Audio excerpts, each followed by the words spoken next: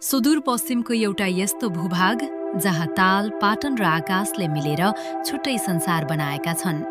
त्यो ठाउँ हो रामारोसन। सुदूरपश्चिमको अछाम जिल्लामा रहेको रामारोसन करिब 2500 मिटर उचाइमा फैलिएको सुन्दर क्षेत्र हो। यो ठाउँलाई धेरैले 12 बण्ड र 18 खण्ड अर्थात् 12 ताल र 18 पाटनको भूमि भनेर चिन्ने गर्छन्।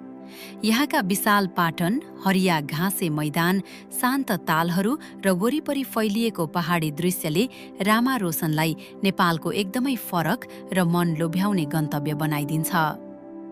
यस क्षेत्रको सबैभन्दा ठूलो ताल जिङ्ले ताल र सबैभन्दा ठूलो पाटन किनिमिनी पाटन मानिन्छ।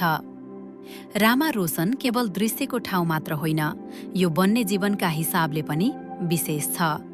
यहाँ डाँफीसहित विभिन्न चराचुरुङ्गी देख्न सकिन्छ र यो क्षेत्र वन्यजन्तुहरूको वासस्थानका रूपमा पनि परिचित छ। यहाँ मृग, जङ्गली बँदेल, ब्वाँसो र कहिलेकाहीँ बाघ समेत देखिन सक्ने बताइन्छ।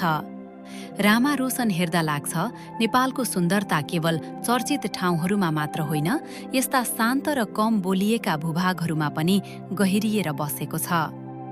यस्तै नेपालका सुन्दर कथाहरूका लागि पृथ्वी स्टोरिज सँगै रहनुहोस् र सब्स्क्राइब र फलो गर्न नभुल्नुहोला।